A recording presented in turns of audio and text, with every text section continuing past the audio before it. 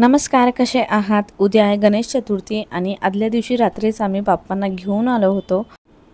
1.5 दिवसासाठी बाप्पा असतात, त्यासाठी आम्ही आदल्या दिवशी रात्रीच घेऊन येतो आणि इथे मी ओवाळणी वगैरे करून घेते तो बाप्पांना, कारण सकाळी घाई होते त्यासाठी आणि खूप ट्रॅफिक होती।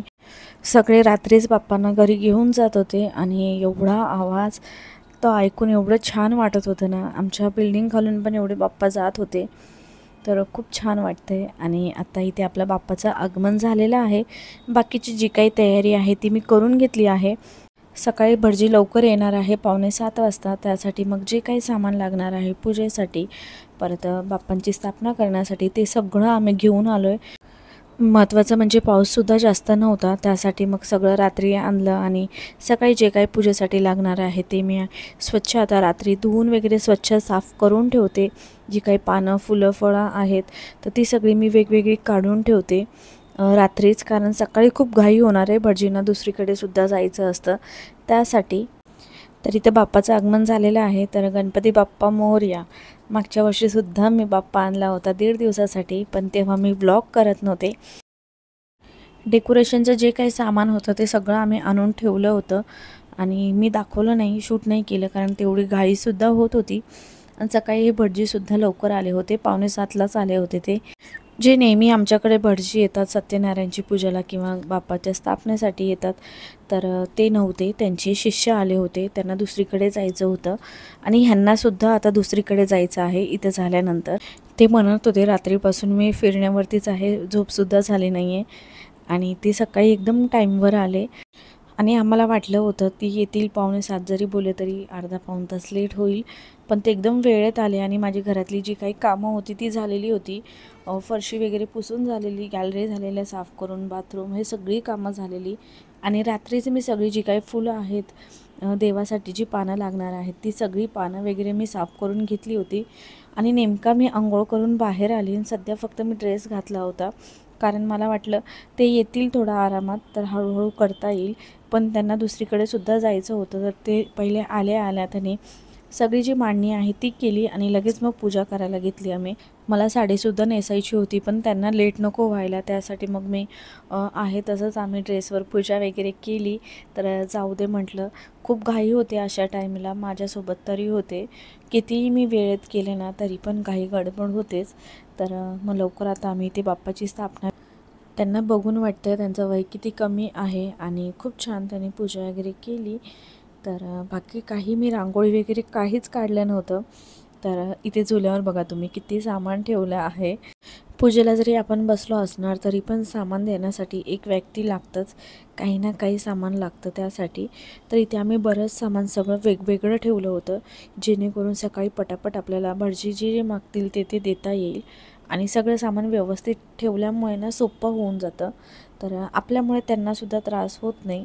त्यांनाही बऱ्याच ठिकाणी जायचं असतं, आपल्यामुळे त्यांना नको उशीर व्हायला, त्यासाठी मग सगळं छान झालं। आणि नंतर मग मी रांगोळी वगैरे काढली, नैवेद्य बनवला आम्ही, परत मोदक बनवले। जुवाचंदनमेव च वीरेणार्चितो देव मदशान्तिं प्रयच्छमे अभिर्गुलालं समर्पयामि नमस्करोमि। ओम जरांगेस्तपरितद्भवासो युग्मधीरंबरितद्भवावसः जतञ्जलीवामि शरदः भाग्यमारोग्यं देहि मे वाहितं परमं सुखं लोकं देहि जयं देहि यशो देहि द्विषो देहि पायाजवळ थोडंसं बोलावं। परिमल सकल सौभाग्यमङ्गलद्रव्याणि समर्पयामि, ऋतुकालोद्भवपुष्पाणि समर्पयामि नमस्करोमि। वस्त्रवज्राञ्जलि वराय राममेहि निवासदा कुलगृहति विदितदात्मेकं वर्तते तमः। ओम सुखकरदा अथ प्रार्थयेतो ओम नेत्रे दो नहि रे प्रकाश पसरे अत्यंत दे साजिरे माथा सिंदूर पाजरे बरे बरे दुर्वांकुरांजे तुरे। भटजीचा आवाज ऐकून चिकू पण उठला, आंघोळ वगैरे त्याने केली आणि साधा टी-शर्ट आणि पॅन्ट घालून आला तो। त्याचे मी कपडे काढून ठेवले होते, पण पूजेला होतो आम्ही त्यामुळे मी त्याला सांगितलं नाही। तर सकाळी आम्ही चहा बनवला होता, तर त्याचाच मी नैवेद्य दाखवला, चहा दाखवला बाप्पांना. तर भटजी आम्हाला सगळं सांगत होती की किती आरती करायच्या आहेत, तुम्हाला भोग काय दाखवायचा आहे, काय नैवेद्य दाखवायचं आहे ते तुमच्या आवडीने दाखवू शकता. तर मागच्या वर्षीसुद्धा आपल्याकडे बाप्पा होते, त्यामुळे मला सगळं माहिती होतं. आणि जी उत्तर पूजा असते तर तीसुद्धा आम्हाला सांगितली होती त्याने कसं काय करायचं ते. तर मला रांगोळी काढायला सकाळी वेळच नाही मिळाला, तर मी आत्ता रांगोळी काढते आणि बाहेरसुद्धा उंबरठ्यावर रांगोळी काढणार आहे. परत छान देवांना छान मी मगाशी आंघोळसुद्धा घातली होती, तर तीसुद्धा माझी पूजा झालेली आहे, जी आपली रोजची मंदिरातली असते ती. आणि इकडे आम्ही पुरणपोळ्यासुद्धा करायला घेतल्या होत्या. तर आज मी पुरणपोळ्याचा नैवेद्य दाखवणार होती आणि एका साईडला उकडीचे मोदक बनवायचे होते. तर ते सुद्धा मी त्याचं जे काही सारण आहे ते तयार करून ठेवलं आहे. मी व्लॉग करायचा म्हणून केलाच नाही आहे, थोडंफार काही मी शूट केलं होतं मेमरीजसाठी, तर तेच मी तुम्हाला शेअर करते, कारण मला वेळच नव्हता व्लॉग करण्यासाठी. तर हा जो लाटणा आहे त्याने मी जे तांदळाचं पीठ आहे उकड काढत होती, तर ते मिक्स करत होती. तुम्हाला वाटेल काउंटर टॉपवरती खाली ठेवला आहे, तर त्यानेच पोळ्या लाटत आहे. तर त्यासाठी दुसरा लाटणा आहे. तर इथे आम्ही आज पुरणपोळीचं नैवेद्य दाखवणार आहे. सकाळपासून जे काही आम्ही बनवत आहे, चहासुद्धा असेल तर तोसुद्धा आम्ही बाप्पांना दाखवत आहे. तर सकाळी चहाचा दाखवला नैवेद्य, त्याच्यानंतर पोहे, असं जे काही घरात बनवत होतं त्याचं आम्ही नैवेद्य दाखवला आहे. तर पोळी बघा किती छान पोळ्या होतात, ते खूप छोट्या छोट्या पोळ्या बनवते. हे बघा किती सुंदर पोळ्या होतात, एकदम नाजूक अशा. तूप नंतर लावेल जेव्हा नैवेद्य दाखवेल तेव्हा.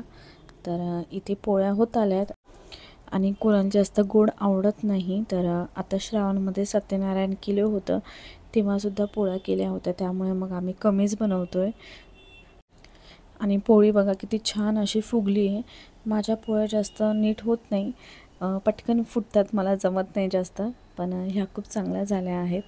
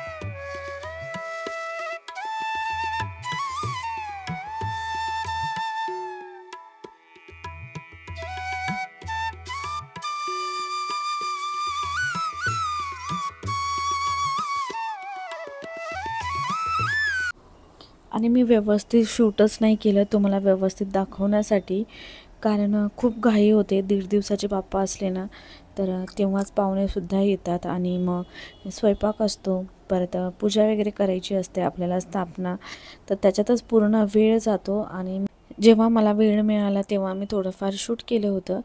तर इथे चिकू जेवत होता. सगळं झाल्यानंतर मग मला काही समईला ते हार लावायचे होते, वेण्या त्या लावल्या मी. परत थोडंफार काही सामान होतं ते व्यवस्थित मी सगळं ठेवलं आहे तिथे अरेंज करून.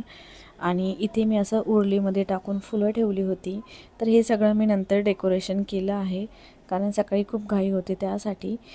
आणि ह्या ज्या समई आहेत मोठ्या, मी ज्या नवीन आणल्या होत्या तुम्हाला दाखवल्या होत्या, तर त्याच मी लावल्या आहेत, खूप सुंदर दिसत होत्या.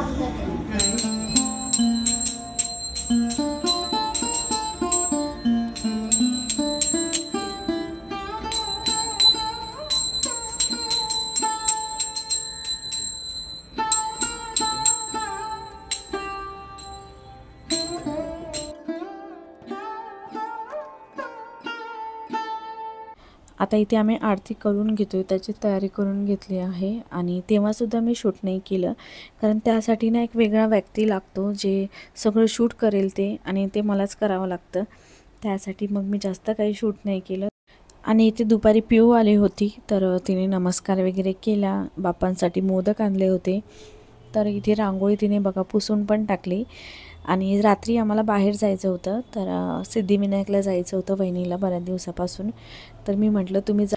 फक्त आम्हीच गेलो होतो, बाकी सगळ्यांना घरीच थांबवलं होतं, कारण घरी पण कोणीतरी पाहिजे. आणि रात्री आम्ही उशिरा गेलो होतो, 9 वाजता वगैरे गेलो होतो आम्ही. तेव्हाच मी थोडं शूट केलं होतं. तर इथे कंटिन्यू एक व्यक्ती लागतं, दिवा चालू आहे का, परत अगरबत्ती लावण्यासाठी, तर हे सगळं करण्यासाठी एक व्यक्ती लागतं. स्वयंपाक वगैरे आम्ही करून ठेवला होता. आणि संध्याकाळी आम्ही साधंच जेवण ठेवलं होतं, चपाती भाजी, डाळ भात पापड. तर हे साधं सिंपल जेवण होतं. आणि खीर, नैवेद्याला खीर बनवली होती, तर ती खीर.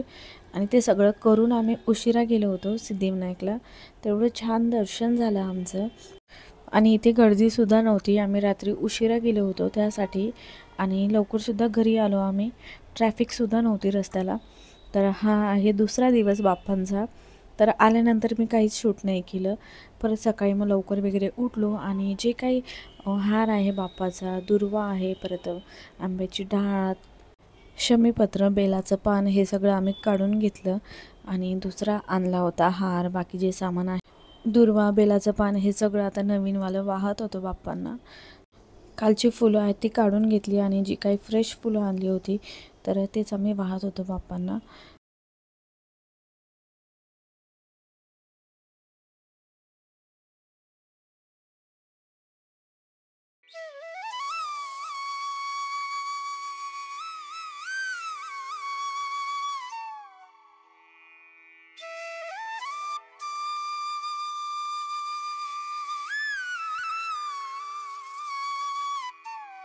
इथे पाया वगैरे पडल्या, मी अगरबत्ती लावला, आणि जो आपला अखंड दिवा आहे तो सुद्धा चालूच आहे.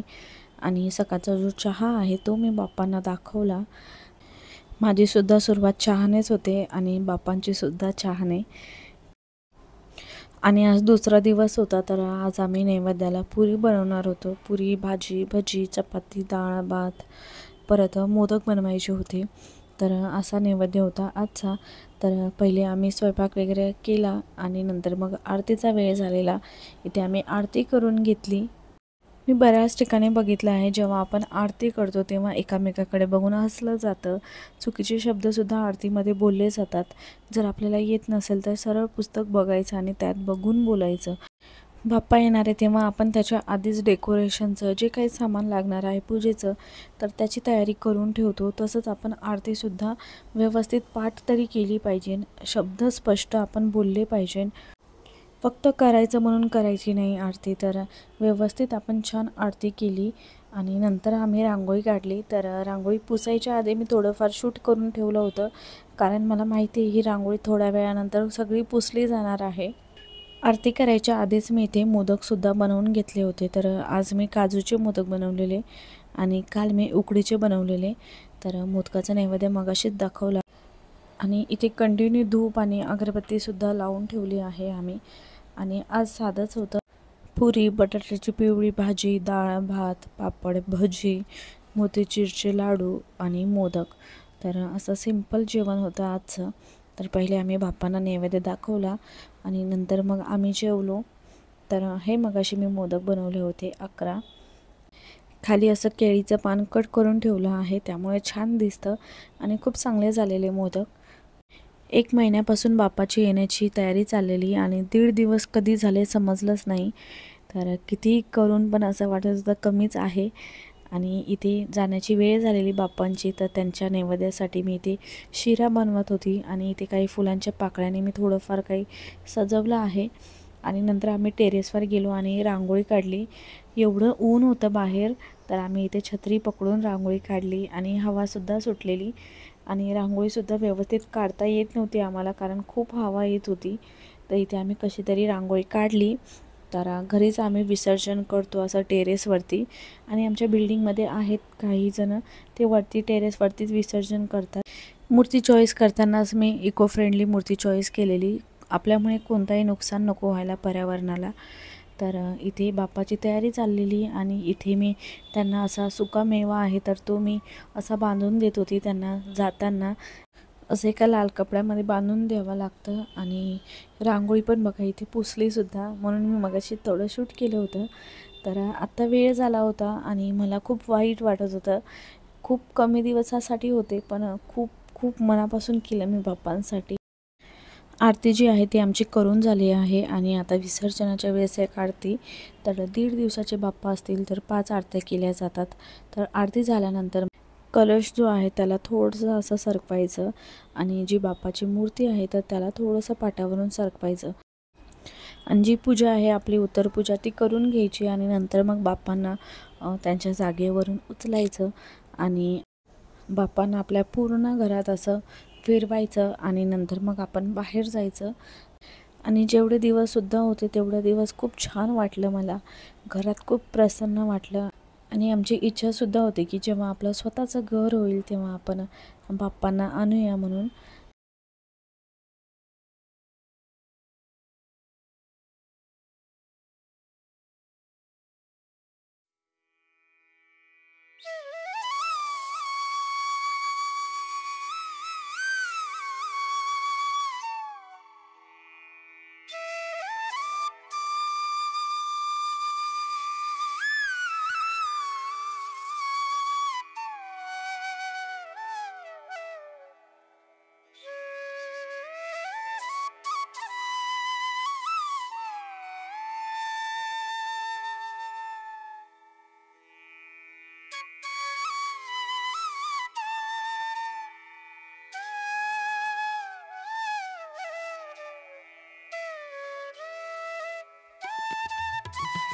गणपती बाप्पा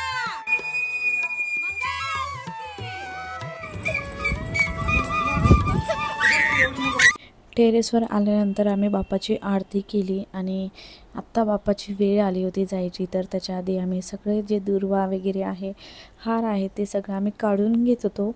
आणि बाप्पाची मूर्ती बघा तुम्ही, कोणतेही त्याच्यावरती स्टोन किंवा काहीच नाही आहे, एकदम सिंपल अशी बाप्पाची मूर्ती होती आणि मी जास्त काही शूट केलं नाही। आणि घरी आल्यानंतर हे असं दिसत होतं, खूप सुनं वाटत होतं। 1.5 दिवसासाठीच होते बाप्पा पण खूप छान वाटलं, प्रसन्न वाटलं। तर मी तुमच्यासाठी सुद्धा खूप पाया पडल्या की तुमच्या मनातल्या सगळ्यात चांगल्या इच्छा पूर्ण व्हाव्यात। तर कसा वाटला तुम्हाला आजचा व्लॉग? हे जे काही डेकोरेशन आहे रिअल फ्लावरचं ते बनवून घेतलं होतं आम्ही आणि खूप सुंदर दिसत होतं। तर कसा वाटला बाप्पा, कसा वाटलं डेकोरेशन आणि कसा वाटला व्लॉग मला नक्की सांगा। जास्त काही शूट नाही केलं, पाहुणे वगैरे असतात त्यासाठी। आणि हा दुसरा दिवस होता ज्या दिवशी मी सगळं क्लिनिंग केलं होतं। भेटूया पुढच्या व्हिडिओमध्ये, तोपर्यंत बाय।